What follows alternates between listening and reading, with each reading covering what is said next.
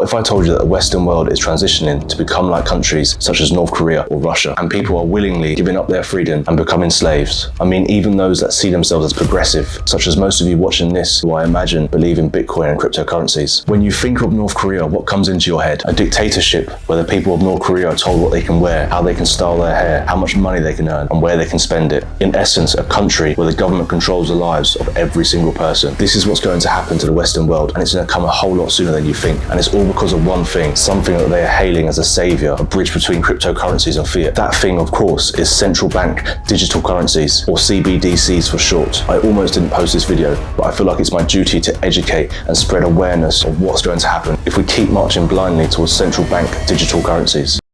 The new UK Prime Minister has stated that it's one of his top priorities to implement a CBDC. 100 countries are already researching CBDCs, with the following who have already distributed them to the public. In the Bahamas, the sand dollar, the local CBDC, has been in circulation for more than a year. Sweden's Riksbank has developed a proof of concept and is exploring the technology and policy implications of CBDCs. In China, the digital currency called ECNY continues to progress with more than 100 million individual users and billions worth of transactions. And just last month, the Federal Reserve issued a report that noted that a CBDC could fundamentally change the structure of the US financial system. Before we get into why this is so bad for the freedom of ordinary people, let's first explore how CBDCs are being sold to us, and truthfully, the undeniable benefits that they would bring. CBDCs will simplify the process of distributing funds. In some countries, this will play an important role in providing financial access without the need to establish expensive banking infrastructure. CBDCs will also help to facilitate government transactions, such as the issuance of benefits like universal basic income and the collection of taxes. CBDCs would enable more efficient remittances from one country to another. This would dramatically reduce the costs of sending and receiving currency, as well as increasing competition in the financial sector. A transparent ledger will make it easier for a central bank to track transactions and prevent fraud. In turn, the central bank can support in reducing illegal activity. All of these selling points for CBDCs are incredibly valid. However, don't we already have a store of value that is capable of doing all of that and more? So here is my big problem with CBDCs. Let's see as I go along if you can see where this is going. Physical cash will not be delegalized immediately. CBDCs will initially be a convenient add-on to the existing system, helping drive transactional efficiency and improve cross-border transactions. But make no mistake, the disappearance of cash is inevitable. This is significant because it eliminates our ability to transact in a fully anonymous manner. CBDCs would likely use some form of private ledger, offering controllable anonymity, but traceability and transparency for central banks. That means that in the same way your debit card transactions are visible to your bank, your financial activity will be visible to your central bank.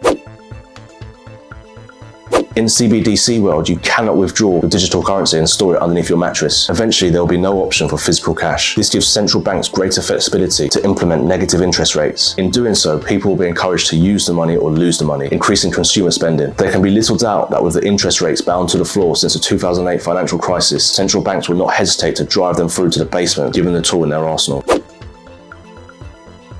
Here is where things get more worrying, with the centralization of our relationship with the financial system. CBDCs give central banks a unique opportunity to make money programmable. The major problem central banks encounter with monetary stimulus is that they control the price of money, interest rates, but not the velocity of money. CBDCs change that, offering the opportunity to implement policy to increase or decrease velocity according to their perspective. Let me give you some examples of how that might affect policies and practice. With a direct relationship with your central bank, CBDCs could permit a current expiration policy. Your money could be programmed so that if you don't spend the $5,000 in your CBDC account by next Saturday, it will expire. Think this sounds ridiculous? According to this recent Wall Street Journal publication, China has already tested expiry policies with its own CBDC. CBDCs are a means of delivering helicopter currency quickly and efficiently to the pockets of citizens. With the push of a button, your newly printed fiat currency can arrive straight in your CBDC account. This is in stark contrast to traditional quantitative easing, where the flow of currency relies to a greater extent on financial institutions. With a diminishing role for commercial banks, it's probable that central banks will begin to play a role in lending decisions. Want a mortgage or business loan? Complete the application on your central banking app and the central bank will be in touch. CBDCs, as per the name, is the complete opposite of decentralized, and this is taking us even further back. Imagine a scenario where the government can control you with your own money. It can tell you what you can or cannot spend your money on with the touch of a button, penalize you for speaking out or sticking up for those in a less privileged position, freeze all of your assets at any time and directly tax you. If they don't like a certain country or company, they could stop you from spending your money with them. Remember, by this point, cold hard cash is gone, so it's not like you can just withdraw the money. Now I know what you're thinking, this all sounds terrible, but by the time it gets to that point, people will just transition transition from CBDCs to cryptocurrencies. In fact, I have already seen many points of view from people who are very influential in the cryptocurrency space, where they say that they disagree with CBDCs. However, they believe they will make it easier for the ordinary person to make the transition to Bitcoin or other transactions. However, this is just what the governments want you to believe.